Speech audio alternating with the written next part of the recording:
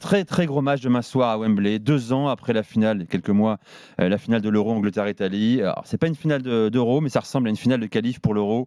Les Anglais leaders peuvent se qualifier. Ta sélection, Julien, peut faire très mal à l'Italie de Spalletti, chassé par l'Ukraine, 3e, même nombre de points, mais un match en plus. Johan, la victoire 4-0 contre Malte, même si elle était attendue, a quand même fait du bien. Oui, c'était attendu. Il n'y a pas de... Honnêtement, il n'y a pas d'enseignement, mais c'est une des rares victoires faciles de l'Italie ces derniers temps. Donc c'est en ça que ça fait du bien, c'est que en fait, tu n'as pas tremblé pendant le match, tu étais assez serein. Malte, finalement, a eu 0 occasion. D'ailleurs, preuve en est, c'est que Donnarumma, le lendemain, dans la Gazzetta, il n'était même pas noté. Vous savez, sur les fameuses pattes gelées, les notes, il n'a même pas de notes. Ils ont mis non noté, il n'a rien eu à faire. Donc voilà. C'était un match facile avec une équipe assez proche de ce qu'on devrait voir demain à Wembley. Et surtout, l'Italie, en fait, elle est dans une phase où elle prend tout ce qu'il y a à prendre, en fait. On n'en regarde même plus trop les prestations, même si on sait que Spalletti a une culture de football, une culture de jeu, une culture de construction de jeu qui est très importante, qui est très élaborée, qui est très ambitieuse. Mais là, on est dans l'urgence du résultat, en fait. L'urgence, c'est se qualifier pour l'Euro parce que tu n'as pas fait la Coupe du Monde. Il n'y aurait pas eu cette histoire de on n'a pas fait la Coupe du Monde du côté de l'Italie. Bon, on aurait pu discuter un peu de ça. Mais là, tu ne peux pas rater 2 tournois consécutifs majeurs. Donc l'urgence, c'est de gagner. Si demain, à Wembley, ils jouent extrêmement mal, que Donnarumma fait 5 arrêts décisifs et qu'ils marquent sur leur seule occasion, ça conviendra à tout le monde, en fait.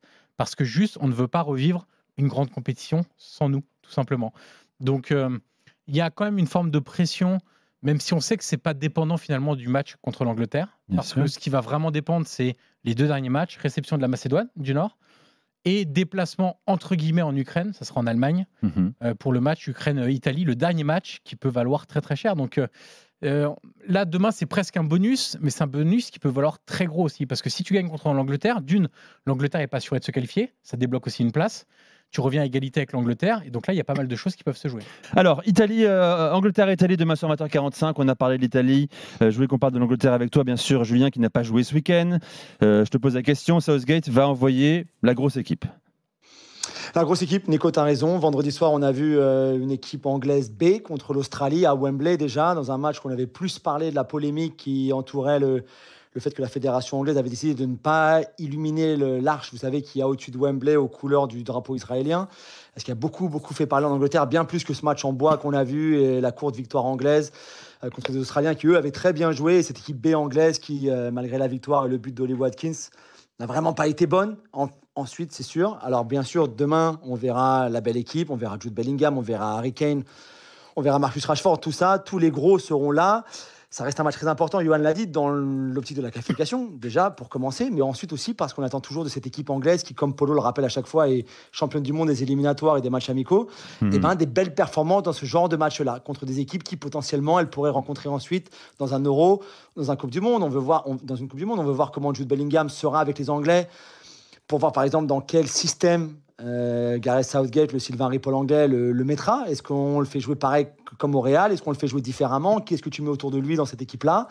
Est-ce que ça peut affecter les performances d'Harry Kane, par exemple, si tu mets Jude Bellingham un petit peu plus haut comme il joue au Real, quand on sait que Kane, par exemple, aime beaucoup décrocher? Donc voilà, il y a plein de questions autour de cette rencontre, mais avant tout, l'important, c'est bien sûr de gagner contre les Italiens. De gagner contre les Italiens. Côté italien, tu as une idée de la compo ou pas, Johan? Avec le micro, tiens. Ce qui va changer avec le match contre Malte, notamment arrière droit, sera Di Lorenzo, logiquement, le capitaine de Naples, qui est un joueur très important maintenant de la sélection. Ce qui va sans doute évoluer, c'est le milieu de terrain. On ne sait pas encore dans quelle proportion, mais là, contre Malte, il y avait donc Locatelli devant la défense, avec Barella à droite et Bonaventura à gauche. Bonaventura, j'ai du mal à le voir remis contre l'Angleterre, parce que c'est un retour en sélection, et donc... il y a des joueurs qui me semblent un peu plus adaptés à un match de très haut niveau, notamment, je pense, Davide Fratesi, qui a fait une très belle entrée contre Malte, qui marque. D'ailleurs, c'est sur les matchs les plus récents, c'est le meilleur buteur de l'Italie, milieu de terrain. 4 buts sur les 3 derniers matchs, doublé contre l'Ukraine, but contre les Pays-Bas de mémoire et but encore contre Malte. C'est un joueur aussi qui amène beaucoup d'impact, de volume de course, de projection, et donc contre les Anglais, ça va être très important. Et peut-être... devant la défense, Cristante plus que Locatelli. On verra comment ça va s'organiser parce que Cristante a un petit peu plus d'expérience et surtout, il y a un truc qui va être très important. On sait qu'une des forces de l'Angleterre depuis pas mal de temps, c'est le jeu aérien, notamment sur coup de pied arrêté. Or, Cristante, notamment à la Roma, est un joueur très important dans le jeu aérien, aussi bien défensif qu'offensif, où il est capable aussi de reprendre des ballons sur les corners offensifs. Donc, j'imagine qu'un Cristante qui n'a pas du tout joué contre Malte a peut-être été préservé pour le match de demain soir à Wembley. Dernier point, l'attaque. Moise Kean, ça a été compliqué contre Malte. Vraiment compliqué. Alors, nous, on n'est pas technicien, donc il faut avoir l'humilité d'essayer de comprendre les choix des techniciens. Moi, j'ai du mal avec Moise Kean sur un côté.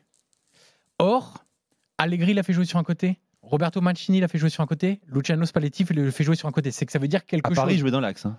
Ouais, il jouait dans l'axe, mais ça veut dire quelque chose que les entraîneurs le mettent sur le côté. Ça ne peut pas être juste un caprice comme ça d'un entraîneur.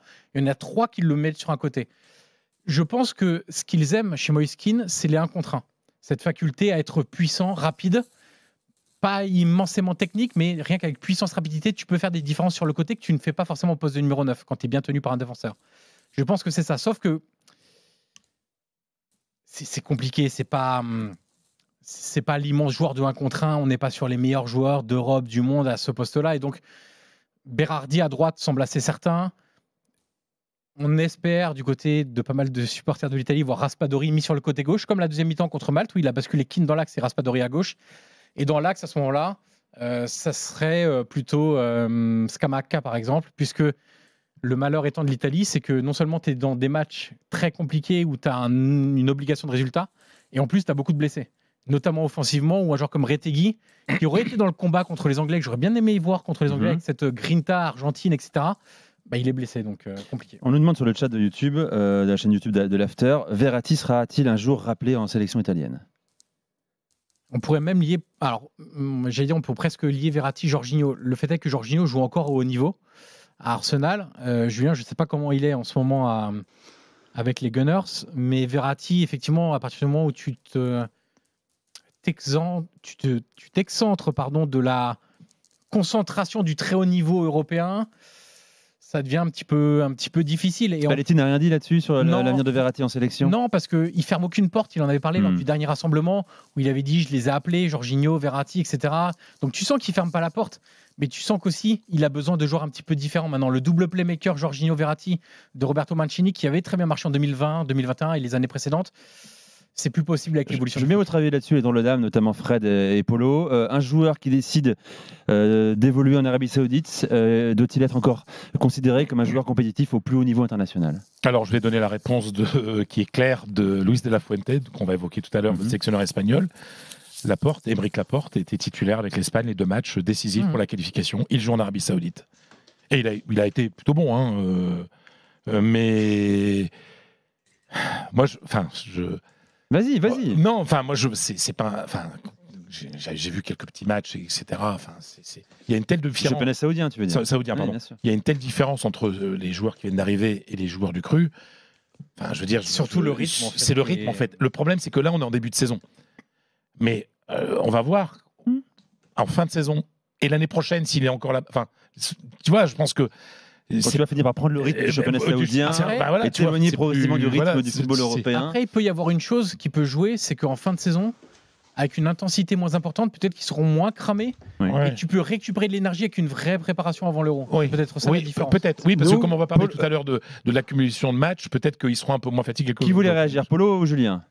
Non, c'est moi, juste sur Jordan Henderson, qui en plus, lui, a signé pour Al Ittihad, qui n'est pas non plus un des plus gros clubs. Il est encore appelé par Southgate. Alors, il s'est fait siffler par Wembley, par tout Wembley en plus dans l'équipe B. Il était capitaine de l'équipe B vendredi soir. Il a un petit peu mal réagi après parce que les Anglais considèrent qu'il est parti pour l'argent. Et c'est vrai qu'il a plus que triplé son salaire en partant là-bas. Mais pour l'instant, Southgate aime encore le fait qu'il soit expérimenté, qu'il ait un rôle important dans le vestiaire, plus que le fait qu'il ne joue plus dans un grand championnat. Bon, Al Ittihad, club entraîné par Steven Gerrard, qu'il a retrouvé sur place.